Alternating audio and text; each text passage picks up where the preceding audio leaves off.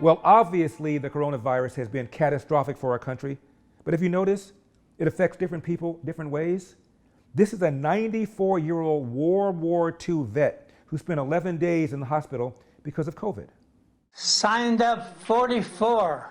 1944, that's when Norman MacArthur joined the Navy and fought in World War II. Now at the age of 94, Norman has survived another war, this time against COVID-19. You can walk out that door, shake somebody's hand, and you got it. Norman, or Mac as he likes to be called, became infected with the virus in late November and became so sick he had to be taken by ambulance to Kaiser Permanente, Riverside.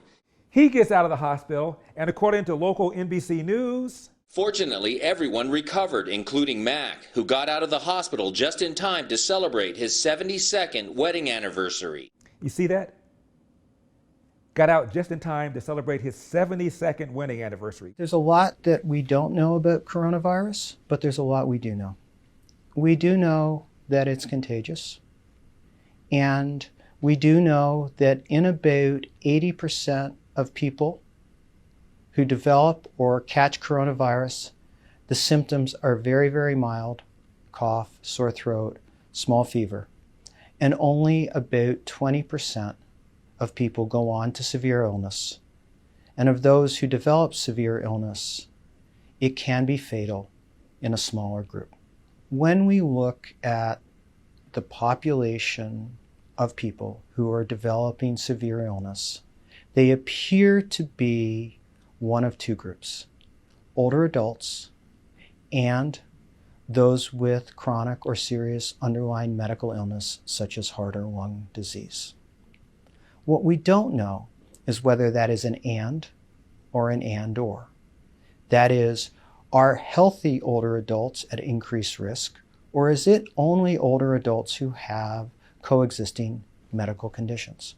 We don't know that yet.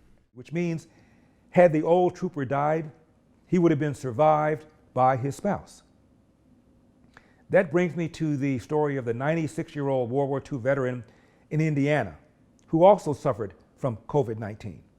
Ferd Markley is a 96-year-old that lives in Holland. He's a World War II veteran, a husband, a father, and grandfather. And now he can also add coronavirus survivor to his long list of accomplishments.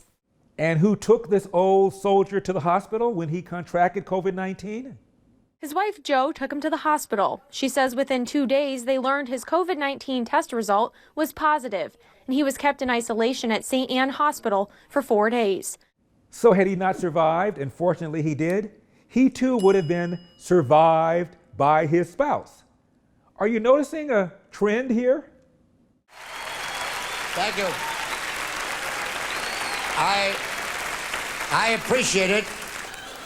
This hotel opened October 23rd, 1966. Today is March 8th, 1987, and they're celebrating their 20th anniversary, which is exactly the way they count in the casino.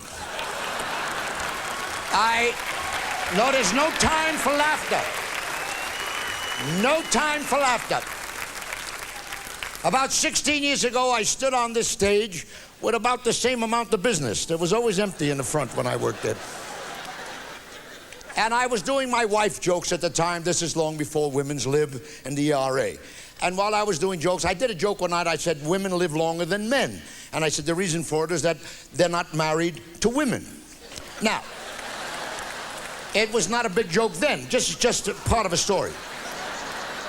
A woman stood up right about where you are there, who was a member of the State Assembly of Nevada, and this is absolutely true. She started to berate me about me being a male chauvinist pig, and there is no record, there are no recordings, no history, no about women living longer than men. Now, I haven't done this in a long time, and I dug out some of the obituaries that I'd like to do for you now, just to prove this point. Nothing has changed. Good evening. Would you turn around so we can get to a camera? I put my glasses on. When I did this bit 15 years ago, I didn't need the glasses. But this is an obituary. Would you examine it? It's a Xerox copy of an obituary. New York Post, is that correct? That's correct. Nothing I made up. There are 7 obituaries. Now, would you just read, without getting personal and mentioning the names, what does this say at the bottom of the first obituary? He is survived by his wife. Survived by his wife. Could you read the second obituary over here? What does it say there, dear? He is survived. Survived by his wife. Could you read the third obituary? What does it say? He leaves. He leaves his wife. See, they changed it around so you won't get bored. And this one is, he is survived by his wife. What does this one over here say, dear? He is survived. Survived by his wife. And what does this one say here? He's survived by, and what is, you know goddamn well what that's, survived by his wife. Yeah, I want you to have that 7 out of 7. Now, wait a minute, no. Wait one moment. Good evening.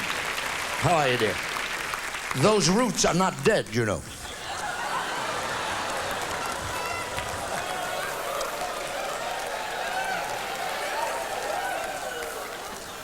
Darling, please, this is the Los Angeles Times. Is that correct? I have nothing up my sleeves. Will Rogers said I only know what I read in the newspapers. Here's the newspaper. Obituary pages, 3 obituaries, okay? Dr. Carl Sachs, botany expert. Is that correct? Yes. How old was he when he died? Can you see that? 81. 81. Professor Emeritus, Harvard University. What does it say at the bottom, dear? He leaves. He leaves his wife. 81. Okay, now, wait a minute. Next one. Ludwig van Helder. Mises, 92. Is that correct? Yes. 92. What does it say over there? Is survived. Survived by his wife. 92. That's all, just the facts. Okay. Now, read the headline of the next obituary. T.C. Kistner. Retired architect dies at 99. 99. Gave it a hell of a shot, didn't he? What does it say over there, dear? He leaves. He leaves his wife. All right. Now, wait a minute. Now, I got him in every pocket. How are you, darling? This is from the Cedar Rapids Gazette. This was sent to me in 1983. Right here, it says here, West Point's oldest graduate dies. Is that correct, dear? Yes. Nothing I made up. No. Oldest graduate at West Point. How old was he when he died? You see that? Can't see. You can't see? This is your seeing eye dog? Yeah, put your glass on. It's too important. Does a lot for you. 104. 104. West Point's oldest grad, 104. Is that correct? Right. Died. Okay, now. Shut up, I'll be back there in a minute. It says here, this man fought in the Spanish-American War, the Boxer Rebellion, the Philippine campaign against the Moros. He was with Pershing when they gave Pancho Villa a new ass south of the border. Just look at this. World War I night, look at this. 4 times he was awarded the Silver Star. Is that correct? Yes. Not making this up. No. He received the Distinguished Service Medal and the French Croix de Guerre. Yes. Is that correct? Yes. What does it say at the bottom, dear? Survived. Survived by his wife. A man went up against arrows and bows, flamethrowers and bombs. He beat them all. The only one he couldn't beat was that old broad right there, no matter. Survived by his wife.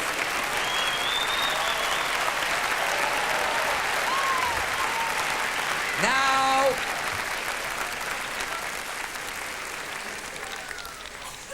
good evening. You're not Juliet Prowse, are you? No, you're sitting down. She always moves around. Here is a Xerox. This is going into the Smithsonian Institute. Here is a letter from a young lady who heard me do this many years ago, sent this lovely note. She was a widow, and she said it was the first laugh she had received in years, and I was very grateful about this since her husband died. At the bottom, she enclosed a little piece from a Reuters communique. Would you read it? This is from the newspapers. Could you read what it says there?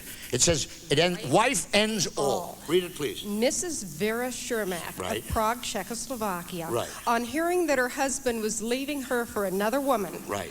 threw herself from a 3rd-story window to end it all. Correct. She was taken to a hospital and soon recovered. Right. Wait a minute! She threw herself out of the 3rd-story window to end it all, soon recovered. What does it say? Her husband, on whom she landed, Was killed on the spot.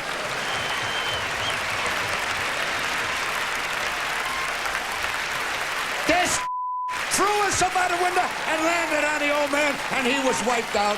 Now that's it. That's it. I'm Larry Elder, and we've got a country to save. I will see you next time.